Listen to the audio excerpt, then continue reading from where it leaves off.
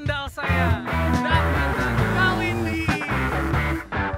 Oke, kalian yang di rumah siap-siap katakan dari pulau-pulau, lembah-lembah, gunung-gunung yang tinggi. Dari pulau-pulau, lembah-lembah, gunung-gunung yang tinggi. Siap-siap.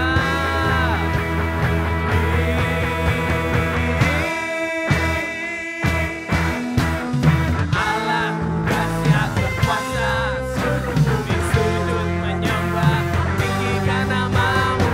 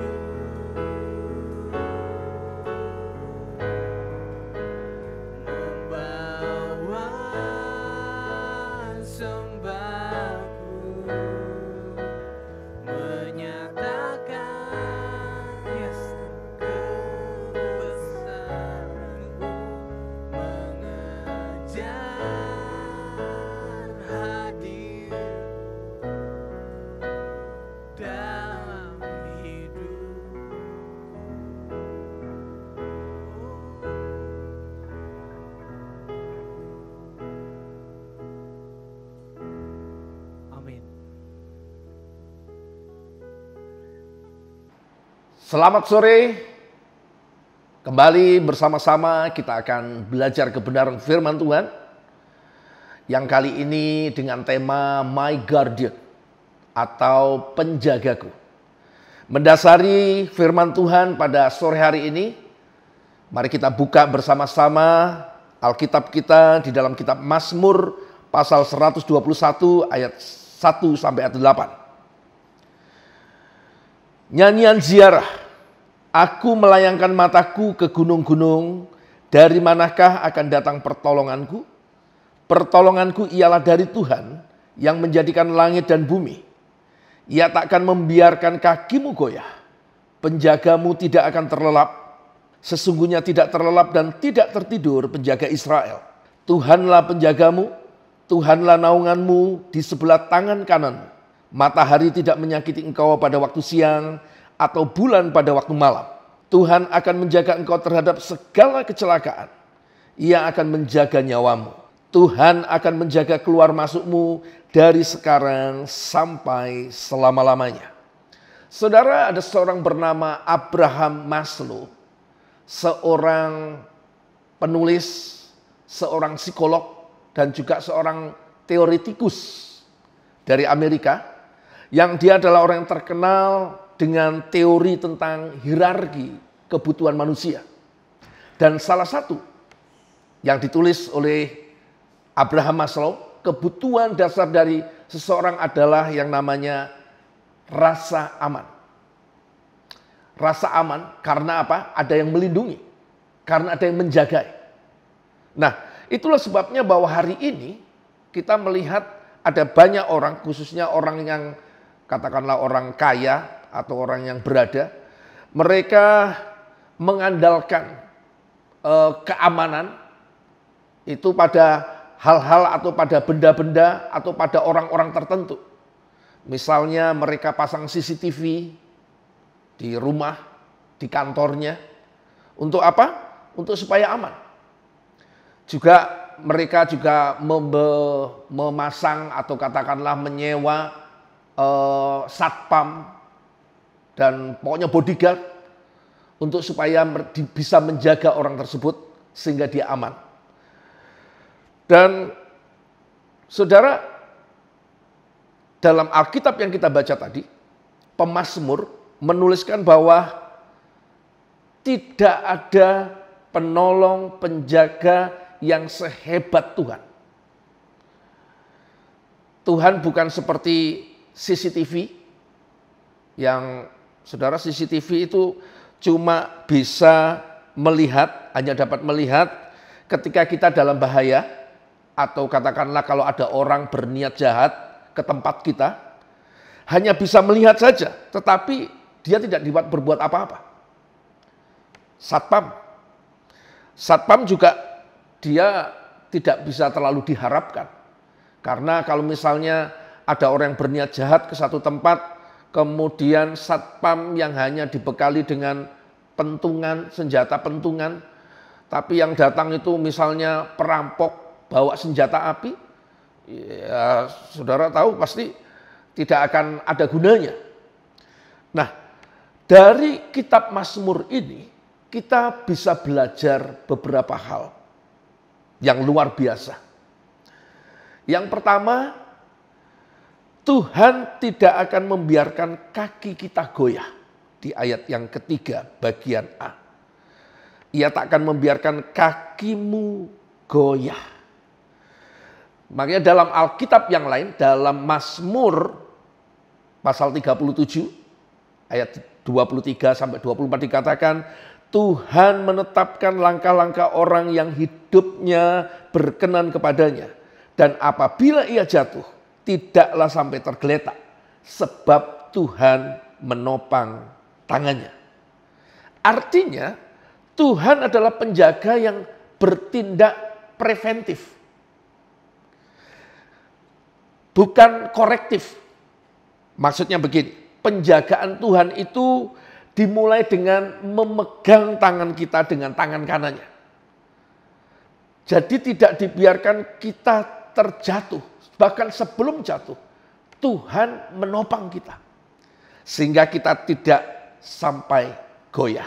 Yang kedua, Tuhan tidak pernah terlelap dan tertidur dalam menjaga kita. Ayat di 3b dan ayat yang keempat, Tuhan penjagamu tidak akan terlelap. Sesungguhnya tidak terlelap dan tidak tertidur penjaga Israel. Kita ini adalah Israel rohani. Tuhan menjaga kita non-stop setiap hari. 24 jam dalam sehari, 7 hari dalam seminggu, 365 hari dalam setahun. Tuhan menjaga kita non-stop. Bahkan di ayat yang 6, apakah matahari sedang bersinar terik atau malam sedang sangat dingin, Tuhan setia menjaga kita. Yang ketiga, Tuhan tidak hanya menjaga hal-hal duniawi yang kita miliki, tapi juga menjaga nyawa kita. Di ayat yang ke-7, Tuhan akan menjaga engkau terhadap segala kecelakaan. Ia akan menjaga nyawamu. Hal ini tentu berkaitan dengan keselamatan yang Tuhan berikan kepada orang-orang yang percaya kepada Dia. Tuhan tidak akan menjaga kita dari segala kecelakaan, tetapi Dia akan melindungi kita, bahkan melindungi nyawa kita. Kan saudara tahu bahwa bukankah nyawa kita jauh lebih berharga daripada segala kekayaan yang kita miliki. Kemudian yang keempat, Tuhan akan menjaga kita selama-lamanya. Penjagaan Tuhan bukan hanya terbatas saat kita ada di dunia ini, tetapi juga bersifat kekal. Tuhan akan menjaga kita ketika kita masuk, dan juga ketika kita keluar, ketika kita bangun, ketika kita tidur, ketika kita hidup, dan juga nanti ketika kita mati. Tuhan kita adalah Tuhan yang kekal, yang akan senantiasa menyertai kita sampai selama-lamanya. Jadi jangan takut, Tuhan penjaga kita. Tidak ada satupun, dari tadi yang kita baca, tidak ada satupun yang tidak dijaga Tuhan. Bukankah luar biasa penjagaan Tuhan atas kita orang-orang percaya. Dan penjagaan ini adalah fasilitas yang diberikan kepada orang-orang yang percaya dan berserah kepada Dia. Yang menjadi masalah adalah apakah kita telah menjadikan Tuhan penjaga hidup kita. Marilah mulai saat ini kita menyerahkan seluruh hidup kita ke dalam tangan Tuhan yang menjaga kita. Jika Allah di pihak kita, siapakah yang akan melawan kita? Dalam Roma pasal 8 ayat yang ke-31. Jadi jangan takut menjalani hidup. Kita punya penjaga yang luar biasa, yang tidak akan membiarkan kita tergeletak. Apapun persoalan yang kita hadapi saat ini, Dia adalah penjaga kita. Dan jangan khawatir, jangan takut, apapun yang menjadi rencana, apapun yang akan kita lakukan, percayalah Dia Tuhan yang selalu menjaga kita, melindungi kita. Tuhan Yesus memberkati. Kami bersyukur ya Tuhan, bahwa di tengah-tengah kehidupan yang saat ini begitu sulit, di tengah-tengah keadaan di mana banyak orang merasa tidak aman, tapi kami bersyukur memiliki penjaga yang menjaga hidup kami sampai selama-lamanya. Terima kasih Tuhan bahwa Engkau tidak seperti orang-orang yang hanya bisa menjaga sesaat, tapi Engkau menjaga kami sampai selama-lamanya. Kami bersyukur. Terima kasih Tuhan. Kami memuji kebesaran-Mu. Dan kami mau Tuhan menyerahkan segenap hidup kami ke dalam tangan Tuhan. Kami percaya Tuhan selalu memberikan yang terbaik kepada kami. Terima kasih, kami bersyukur di dalam nama Yesus. Amin.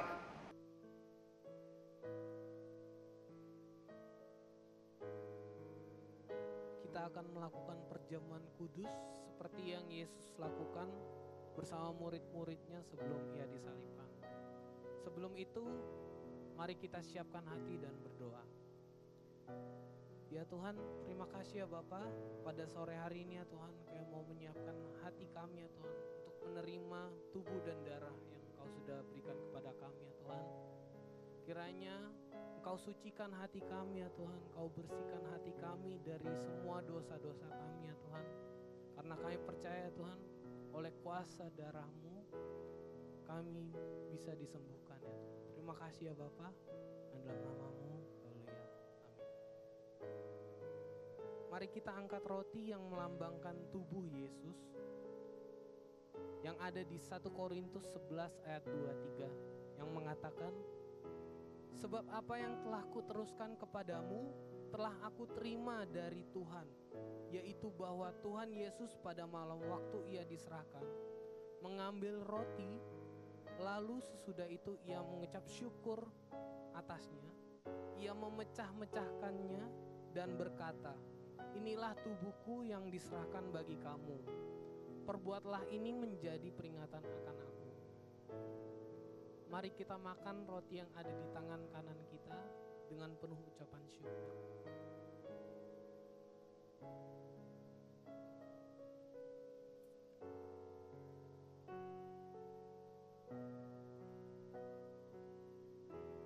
Mari angkat anggur yang ada di tangan kita, yang melambangkan darah Yesus. Demikian juga Ia mengambil cawan sesudah makan, lalu berkata, cawan ini adalah perjanjian baru yang dimateraikan oleh darahku. Perbuatlah ini setiap kali kamu meminumnya menjadi peringatan akan aku. Mari kita minum anggur yang ada di tangan kanan kita dengan penuh ucapan syukur.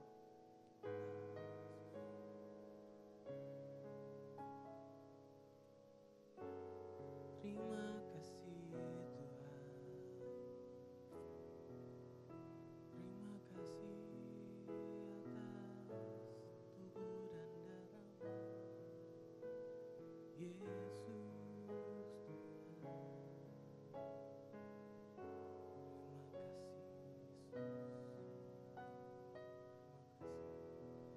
Terima kasih Tuhan, kami sudah melakukan perjamuan kudus pada malam hari ini ya Tuhan.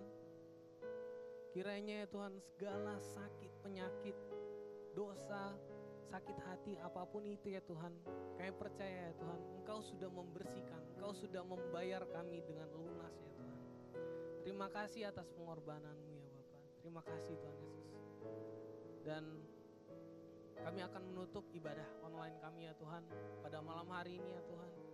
Kami mengucap syukur atas hamba-Mu Kak Gatot yang sudah menyampaikan isi firman-Mu ya Tuhan.